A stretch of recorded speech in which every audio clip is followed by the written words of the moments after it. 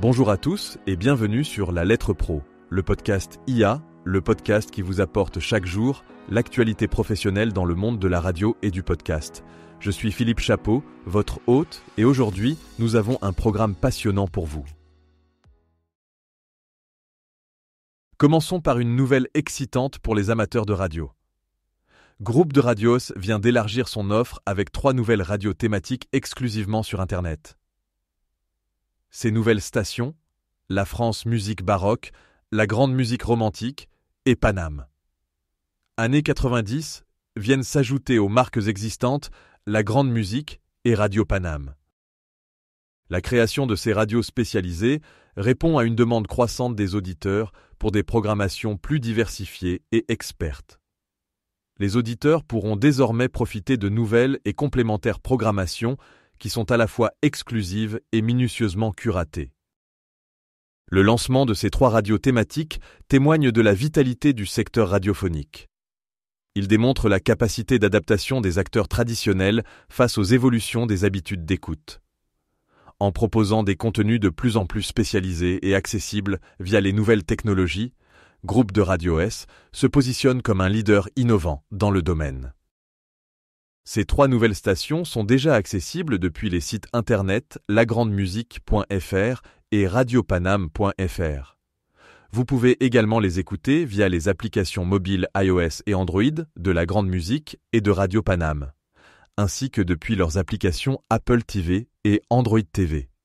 De plus, elles sont en cours de déploiement sur les principaux players partenaires comme Radio Player, Radioline et TuneIn. L'Orchestre Philharmonique de Radio France a récemment annoncé la création de son académie, une initiative visant à identifier et accompagner les talents musicaux de demain. Cette académie s'adresse aux jeunes musiciens en France et en Europe, âgés d'au moins 18 ans, qui aspirent à suivre un parcours d'excellence en musique, servant de tremplin vers une carrière professionnelle. Pour cette première édition en 2024, 20 jeunes talents ont été sélectionnés pour participer au prestigieux Festival Radio France Occitanie-Montpellier. Ces académistes, venus de toute l'Europe, auront l'opportunité unique de se former et de se produire aux côtés des musiciens de l'Orchestre Philharmonique de Radio France. Les jeunes musiciens bénéficieront de la direction musicale de Miko Franck, le directeur musical de l'Orchestre Philharmonique de Radio France, ainsi que de John Elliott Gardiner pour un second programme symphonique. Ils se produiront dans des concerts de musique de chambre au Musée Fabre, ainsi qu'en grand ensemble à l'Opéra-Comédie et au Quorum de Montpellier. Ce programme ne se limite pas aux performances musicales. Les académistes auront également des moments informels avec les 13 musiciens tuteurs de l'Orchestre Philharmonique de Radio France, ainsi que des ateliers de travail avec Miko Franck, offrant une perspective approfondie sur le métier de musicien d'orchestre. Ces interactions leur fourniront des conseils précieux et les guideront dans la suite de leur parcours artistique. Selon Radio France, cet environnement privilégié favorise l'exploration de tous les aspects du monde professionnel de la musique, inspirant ainsi les jeunes talents tout au long de leur carrière. Cette initiative souligne l'engagement de l'Orchestre Philharmonique de Radio France à soutenir et à faire évoluer les futurs musiciens de l'Europe. Malgré l'élimination des Bleus aux portes de la finale de l'Union des associations européennes de football Euro 2024, RMC a poursuivi son chemin vers le succès, se positionnant comme la radio officielle de l'événement et célébrant une véritable victoire médiatique. Durant le tournoi, du 14 juin au 14 juillet, RMC a orchestré une couverture exhaustive de la compétition en diffusant des programmes adaptés aussi bien sur ses ondes que sur ses plateformes digitales, en maintenant une connexion constante avec son public. Grâce à cette approche, la chaîne a enregistré des chiffres impressionnants. 63 millions de visites sur son site et son application, 43 millions de vidéos vues et 29,1 millions de téléchargements de podcasts. Parmi les émissions phares, l'Afterfoot a atteint 16,4 millions d'écoutes, Rotten sans flamme 2,1 millions et Génération After 432 000. Le digital n'est pas en reste avec 32 millions d'écoutes sur RMC en live digital et 2,4 millions sur la radio 100% euro. Les réseaux sociaux ont également explosé avec 183 millions de vidéos vues. Des événements publics ont été organisés, rassemblant plus de 5000 personnes venues rencontrer les équipes de Rotten sans flamme, Intégral Euro et l'Afterfoot, témoignant de la popularité et de l'impact de RMC dans le paysage médiatique français. Passons maintenant au classement, le Radio Buzz 40, publié par La Lettre Pro de la radio. Ce classement est unique en son genre, car il est calculé à partir des diffusions sur plus de 200 radios, mais ne prend pas en compte l'audience des radios. En effet, le principe est simple. Un programmateur en une voix.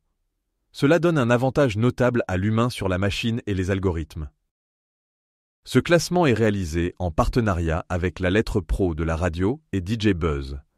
Il met en lumière les titres les plus diffusés et appréciés par les programmateurs de radio. Cette approche permet de valoriser le travail des programmateurs et leur expertise en matière de choix musicaux, indépendamment des chiffres d'audience. Le Radio Buzz 40 offre également des distinctions spéciales chaque semaine, telles que la meilleure entrée, la meilleure progression et la plus grosse gamelle de la semaine. Ces distinctions apportent une dimension supplémentaire au classement, en soulignant les performances exceptionnelles ou les chutes spectaculaires des titres en lice. Pour cette semaine du 13 juillet 2024, le classement a révélé quelques surprises. Parmi les nouvelles entrées, on retrouve le titre Sunset Lover de Petit Biscuit qui a fait une entrée fracassante directement à la 10e place. Quant à la meilleure progression, c'est le titre Hypnotized de Purple Disco Machine qui a grimpé de 20 positions pour se hisser à la 3e place. En revanche, la plus grosse gamelle de la semaine revient à Blinding Lights de The Weeknd, qui a chuté de la 5e à la 25e place, montrant ainsi la volatilité et la compétition intense au sein du classement. Ce classement permet également de découvrir ou redécouvrir des artistes et des titres qui peuvent passer inaperçus dans les classements traditionnels basés sur l'audience. Il offre ainsi une alternative rafraîchissante et humaine à l'évaluation de la popularité musicale.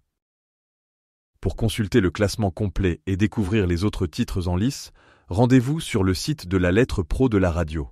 Le Radio Buzz 40 est mis à jour chaque semaine, offrant ainsi un aperçu dynamique et en constante évolution de la scène musicale actuelle. Pour terminer cet épisode, nous allons parler de Diana Quintus, l'atout commercial de Radio Mélodie. Depuis 8 ans, Diana commercialise Radio Mélodie à Sarreguemines et Forbach en Moselle-Est. Son parcours est impressionnant et mérite d'être mis en lumière. Avant de rejoindre Radio Mélodie, Diana avait déjà une carrière bien établie en tant que conseillère de vente en bijouterie et optique. C'est en rejoignant son mari Maurice, qui travaillait déjà pour la station, qu'elle a décidé de se lancer dans l'aventure radiophonique.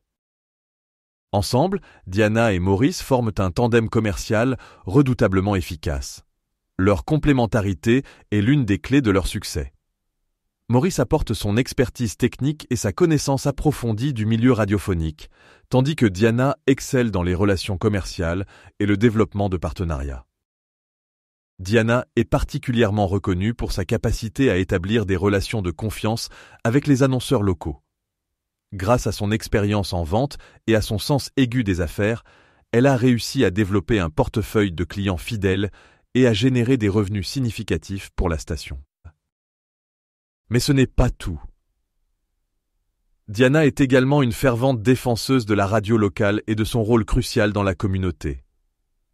Elle croit fermement que les stations locales comme Radio Mélodie jouent un rôle essentiel dans la diffusion d'informations locales, la promotion des événements communautaires et le soutien aux entreprises locales.